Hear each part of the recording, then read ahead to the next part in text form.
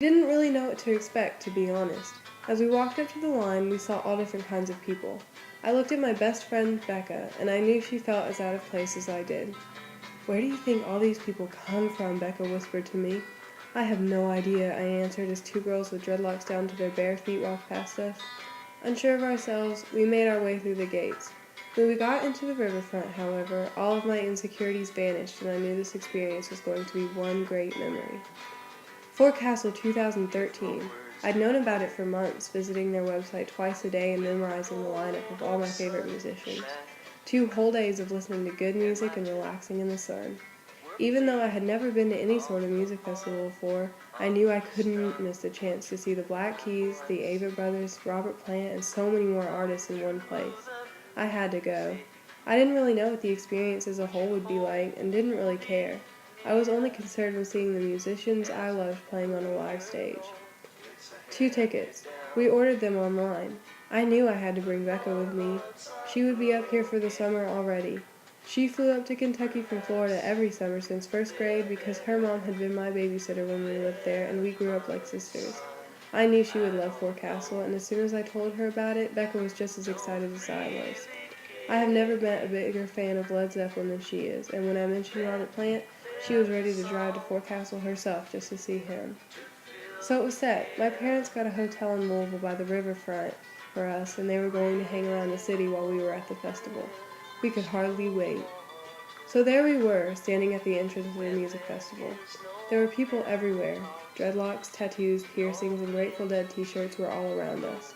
We seemed to fit right in, me with my tie-dye skirt and shades and Becca in her Beatles shirt. Nevertheless, I felt boringly normal in this crowd.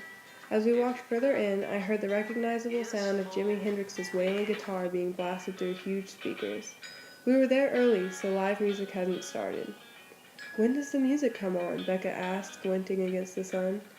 "Should be in about an hour," I answered as I checked my phone. "Well," she said, "I guess we could walk around till then and see what's going on."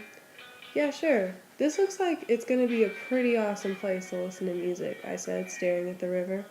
I could see 4 different stages set up, and the main one by the river was where the guitarists were coming from. Hundreds of people were relaxing on the grass in front of the main stage, waiting for live music. I couldn't wait to do the same. Just as I was about to start walking, Becca grabbed my arm and pulled me the other direction. "This way! Oh my gosh, look!" she said. I turned around to see a dozen stands, each selling a variety of souvenirs. T-shirts mostly, but there were also shops that had handmade items such as blankets, jewelry, sandals, tapestries, art, and even clothes for sale. I immediately wanted all of it.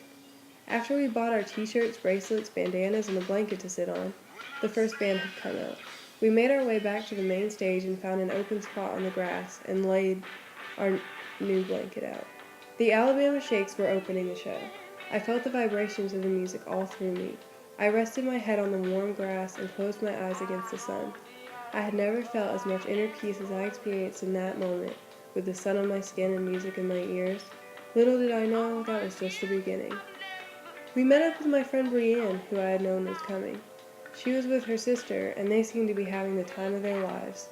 We hung out with them for a while, skipping around barefoot, playing in the fountain, and talking to other people. They showed us the things they had bought at the shops, and they admired our blanket.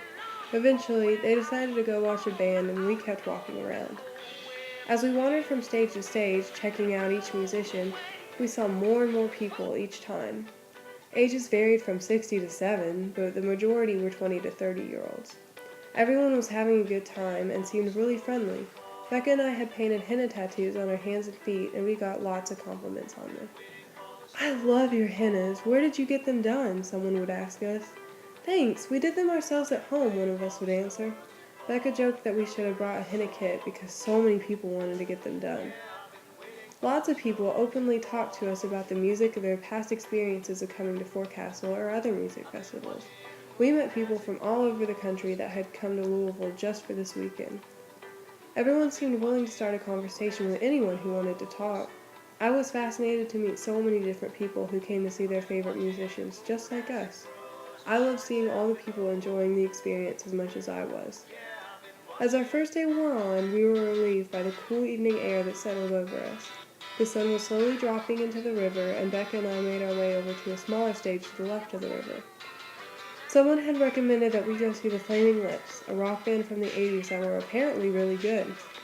We found a spot among the growing crowd that had accumulated around the stage and waited some more.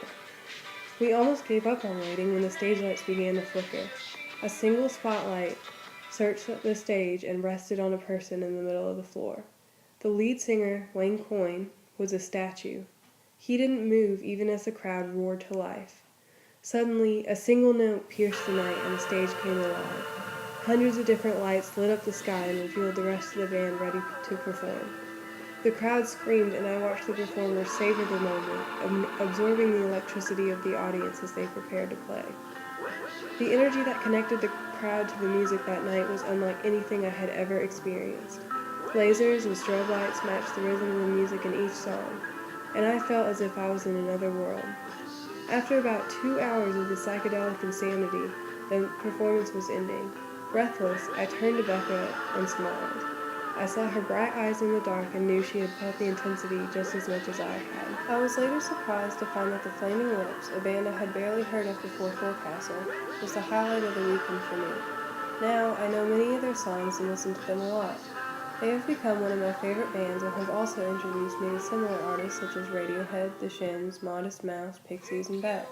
Their music and performance that night left me stunned, and is still my favorite live show that I've ever seen. I'm so grateful that I got a chance to see them at Forecastle, and that they have influenced the music I listen to in a positive way. The night was still young. We walked back to the main stage with 2 other people we had met at the Flaming Lips, all discussing the show. We knew the Black Keys were next to perform in the last show of the night, so we sat down on the cool grass and got ready for another show. The 2 guys that had come with us introduced themselves as Alex and Mike. They told us that they were from New Jersey and had come to see the electronic musicians. They told us that Bauer was their favorite DJ. He created the famous Harlem Shake, and he was playing the next day. We talked about our favorite artists until the Black Keys came out. We sat far away from the stage, but we could hear the music clearly, and the people around us were more spread out. It was nice to just listen to the band play and be able to talk to each other, since we were all worn out from the Flaming Lips. Becca and I continued to dance to our favorite songs, but I was beginning to feel happily tired. Too soon, the Black Keys ended and we were making our way back to our hotel. We fell into our beds and wondered if our second day at Forecastle could be just as good as our first. The second day was just as good. We were able to see Grace Potter and the Nocturnals, Bauer, Robert Plant, and the Ava Brothers. They all blew me away. I had never had a better time walking barefoot in the grass with my best friend, the sun on my skin, hearing the music that was all around us. Before Forecastle, I had never experienced live music like I did when I was there. I had been to concerts before, but it was nothing compared to this. I can't quite explain it, but there's something about standing in the grass with a crowd to watch the artist paint a picture with vibrations, create a story with music. It's almost spiritual when everyone throws their hands up to the sound. The energy that connects the musicians to people is almost tangible, and there is no feeling like it. Since my first music festival, I've discovered a wide variety of very different music genres that have all helped me discover the world in new ways. I listen to music as I go to sleep at night, and I turn it on when I wake up in the morning. It lowers stress and opens my mind to new thoughts and ideas. Music has always been such a huge part of my life, and I loved experiencing it in a new way at Forecastle. I discovered so many new things while I was there, and I can't wait to go again next year.